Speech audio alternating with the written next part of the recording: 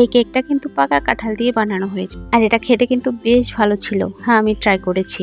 এটা তো পুরোপুরি পুডিং এর মতোই লাগছে আমার কাছে। এই কেকটা কিন্তু ভীষণই নরম আর সুস্বাদু ছিল। চল আজ তোমাদের সাথে এই রেসিপিটা শেয়ার করব। কাঁঠাল থেকে কোষগুলো আলাদা করে এর বিচি ছাড়িয়ে আমি কিছুক্ষণ ডিপ ফ্রিজে রেখেছিলাম। জানো তো, কাঁঠাল ডিপ ফ্রিজে রাখলে সেটা ব্লেন্ডার করা সহজ হয়। এর কারণ হচ্ছে আঁশগুলো অনেকটা নরম হয়ে যায়। হ্যাঁ, এর সাথে আমি কিছুটা জ্বালাম করা দুধও নিয়েছি। তাহলে তো শুধু এই কাঁঠালটা ব্লেন্ডার করা যাবে না, তাই না? এই কাঁঠালের কোষগুলো ব্লেন্ডার করার জন্য অবশ্যই দুধ ব্যবহার করতে হবে, আর সেইটা জ্বালাম করে নিতে হবে। দুধের পরিমাণটা আমি বলছি না, এটা তুমি তোমাদের পছন্দ মতো দেবে। কারণ এই কয়েকটা রোয়া ব্লেন্ডার করতে আমার 1 কাপেরও বেশি পরিমাণ দুধ লেগেছে। আমি আবারও বলছি, দুধটা কিন্তু আমি জ্বালাম করে জুড়িয়ে নিয়েছিলাম। ব্লেন্ডারের পরে দেখো এটা কতটা মিহি হয়েছে। কাঁঠালের কোষগুলো ঠিক এভাবেই কিন্তু ব্লেন্ডার করে নিতে হবে।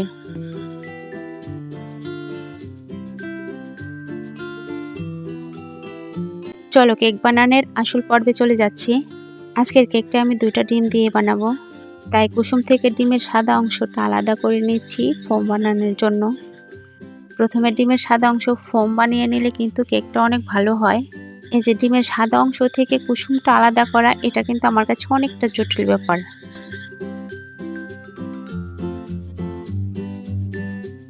প্রথম ডিম থেকে তো কুসুমটা আলাদা ঠিকই করেছিলাম, কিন্তু দ্বিতীয় ডিম থেকে আর এটা হলো না। যাই হোক, কুসুম সহই আজকে মিক্স করব। কুসুম সহ ফোম হয় কিন্তু একটু সময় লাগে, আর কুসুম সহ ফোমটা কিন্তু একটু পাতলা হয়।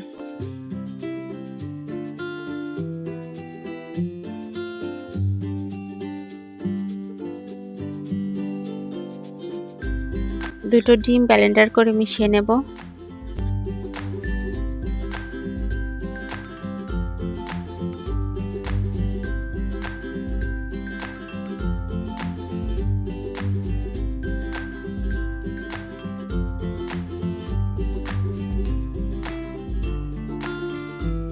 এখানে আমি হাফ কাপ চিনি দিয়েছি। কাঁঠালটা যে অনেকটা মিষ্টি ছিল এটা আমার মাথায় ছিল না, যার কারণে এই কেকটা আমার মিষ্টির পরিমাণটা বেশি হয়েছিল।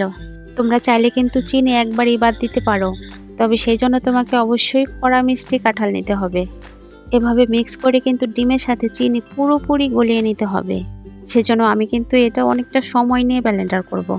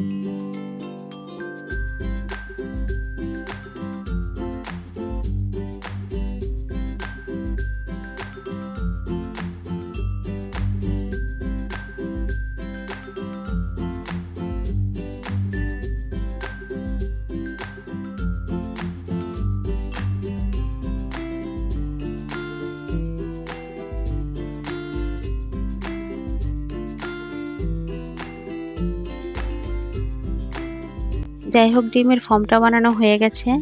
এখন এটা একটা সাইডে রেখে দেব। 2টা ডিমের জন্য কিন্তু 1 কাপ ময়দাই এনাফ। যেহেতু এটা কাঁঠালের কেক, তাই আরও হাফ কাপ ময়দা আমি দিয়ে নিয়েছি, যেন গোলাটা বেশি পাতলা না হয়ে যায়। এখন এই ময়দাটা চেলে নেব।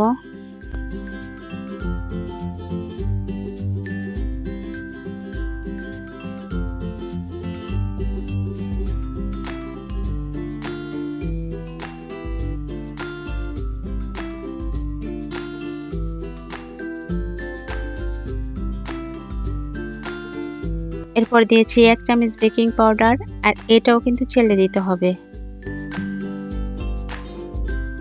চালা হয়ে গেলে ডিমের ফর্মটা উপর থেকে ঢেলে দেব।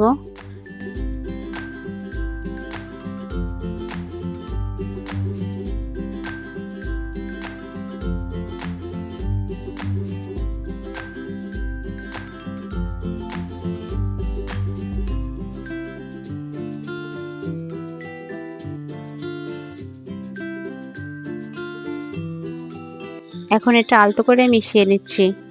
এক পাশ থেকে ঘুরিয়ে ঘুরিয়ে মেশাতে হবে, এতে করে ডিমের ফর্মটা ঠিক থাকবে।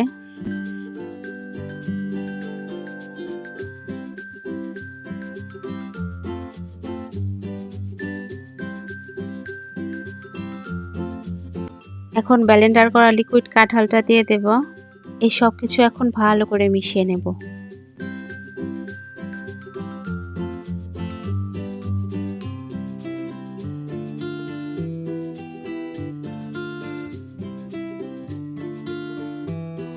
স্বাদের জন্য দিয়েছি সামান্য একটু লবণ।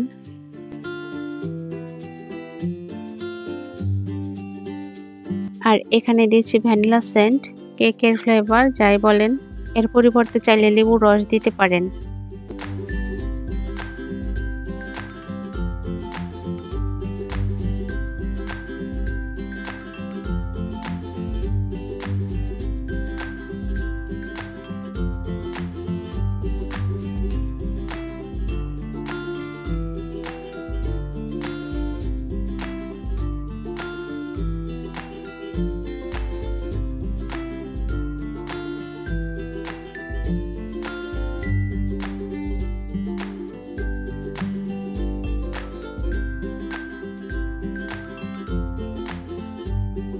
মূলত যেই বাটিতে কেকটা বেক করব সেই বাটিতে একটু তেল ব্রাশ করে নিচ্ছি।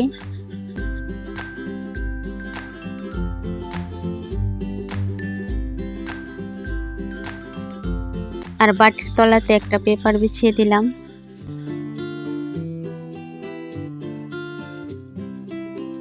এখন এই কেকের ব্যাটারটা কিন্তু একটু উঁচু থেকে ঢালবো, এতে করে কোনো রকম হাওয়া থাকলে সেটা মিশে যাবে।